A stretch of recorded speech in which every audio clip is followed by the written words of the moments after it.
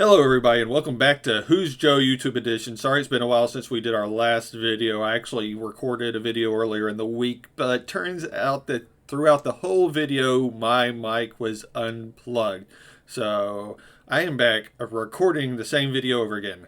Today we've got a very special video. We were lucky enough to be invited by the developer of Chasing the Stone to play the game right here on our YouTube channel, Who's Joe YouTube Edition.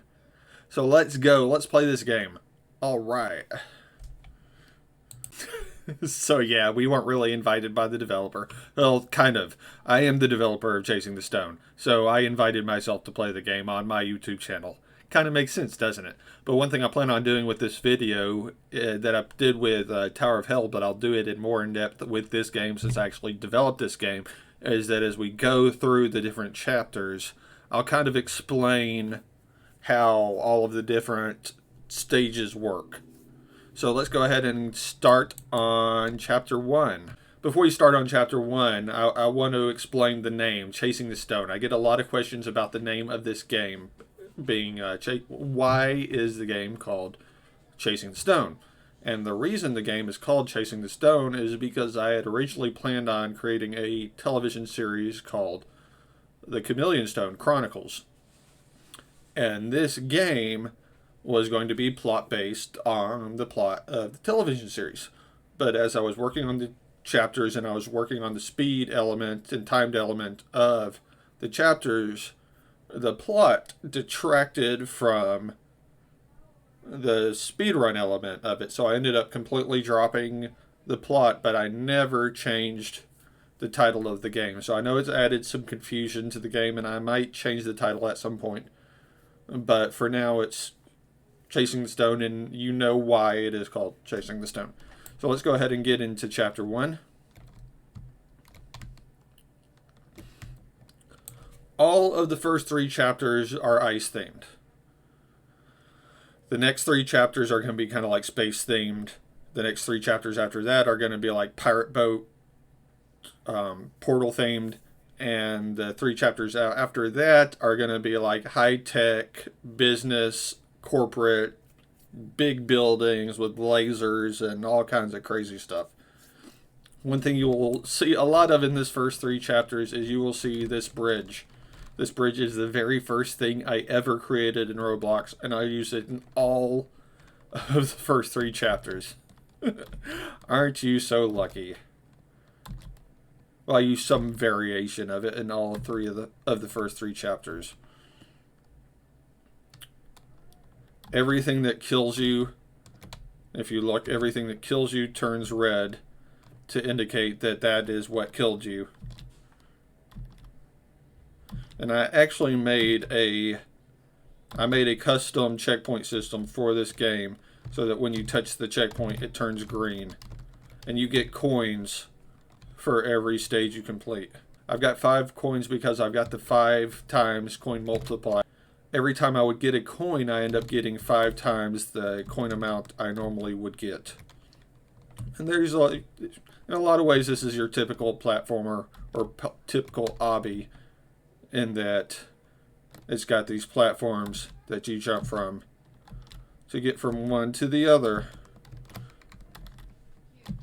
But it's probably easier than the majority of your other hobbies because I made it where I can actually complete it. And as you already know, I suck at these games.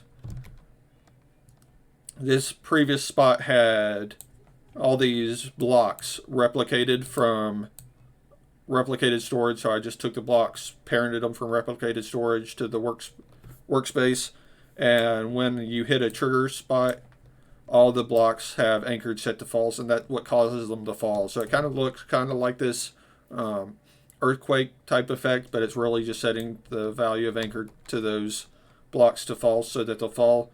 And another effect you'll see another effect right here, in that when you walk past that point, it looks like ice is forming across the stage. But really all that is I've got all these parts set up. I had them also in replicated storage, and they're in stages. So each stage is a model, And so I go through all the stage 1, all the parts in the stage 1 model, parent them to workspace, all the parts in the stage 2 model, parent them to workspace. And when you do it in that order, it kind of looks like the ice is growing over the stage. And if you see me touch one of these ice things that don't kill me, it's not that I'm cheating, it's just that I have the ice immunity ability, and I'm going to try to play like I don't have the ice immunity ability, but I do, so anything that is ice that would kill me won't kill me because I do have the ice immunity ability, but I'm going to try to play like I don't. Any of these ice-looking platforms, I didn't make it, so I won't be able to show you, but any of those ice-looking platforms, they don't kill you. Basically, all they do is when you step on them, when you step on them, I think it's exactly a second after you step on them, I set can collide on them and to false, and I set the transparency of them to 1 so that you can see through them, but it kind of gives the effect that they're thawing. And that's what I was going for with it.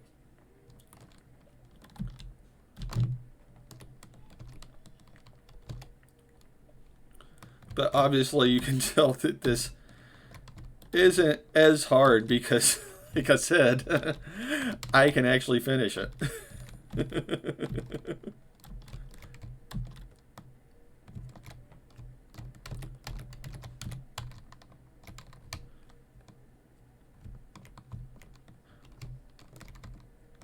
And this, you'll see this general theme of kind of like an ice maze. You'll see this kind of general theme of like an ice maze, and I believe all 3 chapters.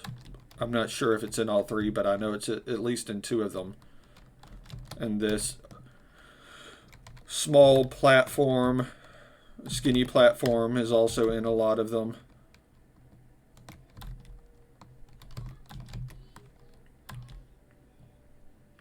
I made this game completely by myself, so I know that it has its flaws, but I did make it completely by myself, so it's as good as I probably will be able to get it. I know that I'm going to continue to add chapters. And there we go. That's chapter 1. And I know before I mentioned the ability shop, and here's the ability shop. And in the ability shop, you can buy several things. You can buy ice immunity, like I said, that makes you immune to all ice obstacles. You can buy featherweight, which will make it where you don't trigger any of the thawing effects. So, like if you jump on something that would normally fall after you touch it, it won't thaw. There's a speed boost, a jump boost, which are kind of self-explanatory. And then there's a 2 times coin multiplier up to a 5 times coin multiplier. And you can either buy those through coins you earn in the game, or if you want to speed up the process a little, you can buy coins using Robux. But I've got both the speed boost and the jump boost, which, as you can see, I go faster and I jump higher if I toggle them, but if I disable them, I go normal speed and I jump at the normal height. But let's go ahead and go into chapter 2. And here is the reoccurring bridge, but this time it's got the thawing planks.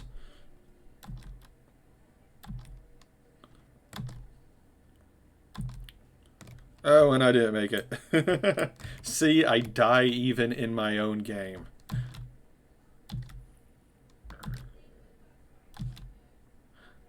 Die even in my own game. Even with ice immunity.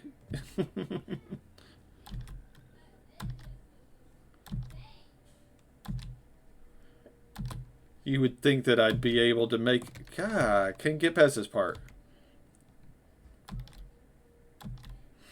I think I got too used to doing all this stuff with speed boost, so now that I'm doing it normally, there we go. It's a little harder. This was a fun obstacle to do, and it was actually really kind of easy. Basically, all we do is we've got these, I'll show when I get a little closer. But I've got it where I've got these spawn points up here. And these points up here clone spheres from replicated storage. And you're going to hear me say clone something from replicated storage a lot, because copying things from replicated storage and doing code in replicated first is the best way to not tie down your server too much, so that the script runs client side for each user instead of running at the same time for everybody. But basically all it does is I clone the part, parent it to a workspace at the location of these sphere spawners, and set anchor to false so that they fall down and bounce off that wedge. And literally it's that easy. After they bounce off the wedge, they bounce right towards you. I was really when I first came up with the idea of doing it that way, I was really hoping that it would work, and I was lucky that it did. Otherwise, I think I would have had to do some variation on ray tracing. Here's the parkour platforms from before, but this time it's got the thawing parts that melt when you touch them. Although, like I said before, they wouldn't melt if you have featherweight. And here, this is the falling obstacle from before. And guess what? There's more parenting and cloning from replicated storage, where basically each icicle is parented and cloned, or cloned and parented from replicated storage. Or parented and cloned from replicated storage here. But one thing I do here, instead of just having something fall, I am manually increasing the height position of each one of these icicles, and I do it until they hit the ceiling. Now, one thing you'll notice is as I stand here, the script to fire these icicles is running, but if I go further away, like over here, it'll stop. And that's one thing I had to add. I had to add what I'm calling a script region, is that when you are within the part, or within the scope of the part that I call a script region, that script runs. But when you get outside of it, the script no longer runs. And I had to do that because when I first made the game, all of the local scripts were running for every single person playing the game. So if you had kind of a slower machine, it was almost making the game unplayable.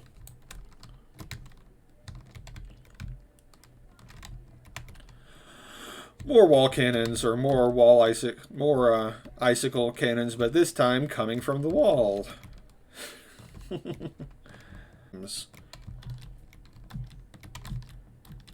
Now, there's two ways to go about this one. There's the right way, or there's the right way or the left way. The right way is these skinny thawing platforms that you have to jump across somewhat quickly, or this other part where you just jump over the ice parts that kill you. I'm going to go the right way. It's not necessarily the right or the wrong way. It's just one way that's faster to go if you can do it without dying.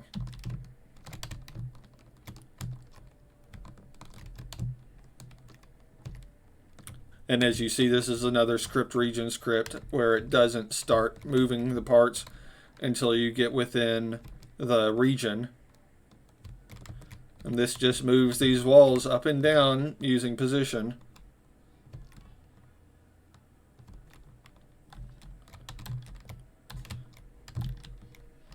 And I've had a lot of people tell me, well, I haven't really had a lot of people, but I've had people complain about this section, saying that it's almost undoable. But I promise you, it is able to be completed. I have completed it so many times, and I even completed it before I had ice immunity. So that's actually why I'm jumping through this part the way I am, is to show you exactly how to get through it even without ice immunity. And here is my stage 10 of chapter 2. It's the ice chomper section. And yeah, I've really gotten too used to doing this stage with speed boost, because you can do this section so much faster with speed boost. You can get through like 2 to 3 of the ice chompers instead of having to go one by one. Okay, let's go ahead and do chapter 3, and then we'll be able to end this video. Like I said, this section is much like the section near the end of the first chapter, in that you basically got this ice maze, and each one of these ice parts would kill you if you did not have ice immunity, but I do have ice immunity, so they won't kill me even if I touch them. And we've got more icicle cannons. One thing I tried to do with this game that I hope people appreciate is every time there's something like a icicle cannon or an icicle that's falling from the sky or whatever, is I've got these red cylinders that show where they're going to hit. I think that's just a cool indicator that shows you what's going to happen. Like, even if you don't see the icicle projectiles yet, you'll see the red thing. The red cylinder, sorry, red thing. That's super technical, isn't it? And a lot of people have, I'm going to say a lot of people, a lot.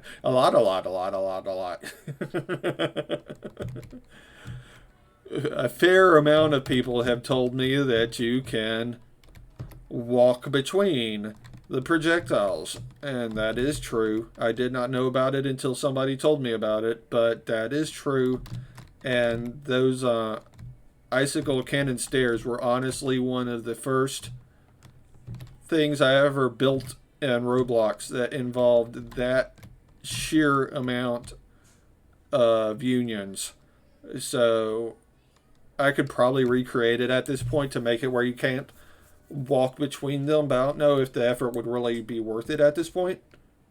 As you can see in this room, I added a lot of these ice forming across the wall as a feature type things. And I really just did it to add like lighting to the room and a little bit of atmosphere, because as you can see, it kind of like does some cool light casting on the wall, and I don't know if everybody else thinks it's as cool as I do, but I think it's pretty cool. I think it kind of fits with the theme of the level. And we've got more more wall ice cannons.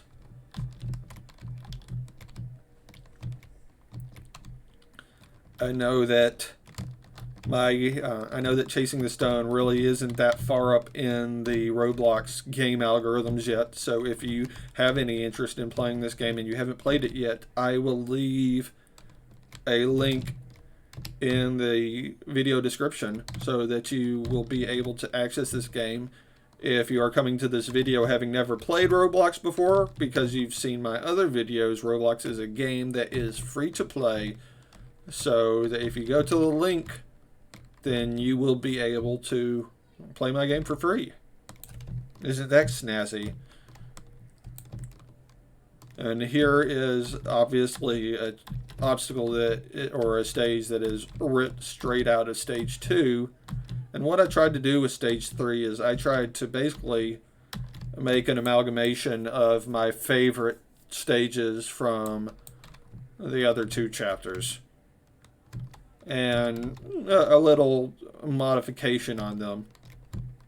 Like this obviously is straight up the moving wall section. Here is another another instance of our lovely bridge, which, like I said, is the very first thing I ever created in Roblox. But one thing I did on this part is I added our wall icicle cannons to the bridge. Isn't that fun? Isn't that fun? And here's our boulder section again.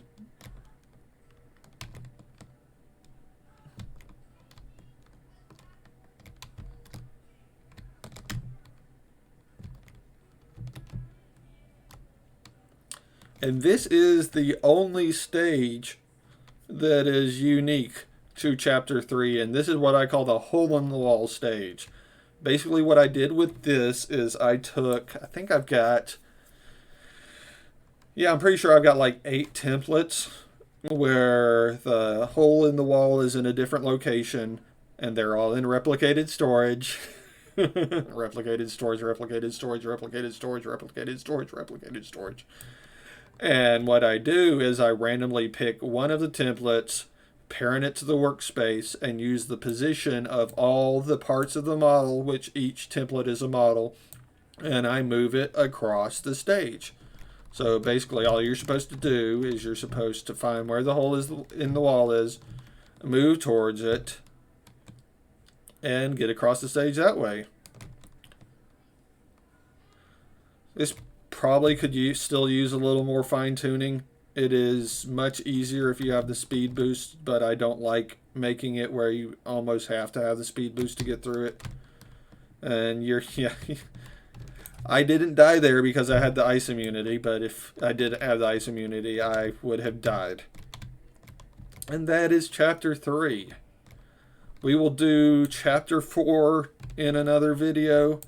We might wait until I have Chapters 5 and 6 until I do the next video, but I might also do a video on the mini games.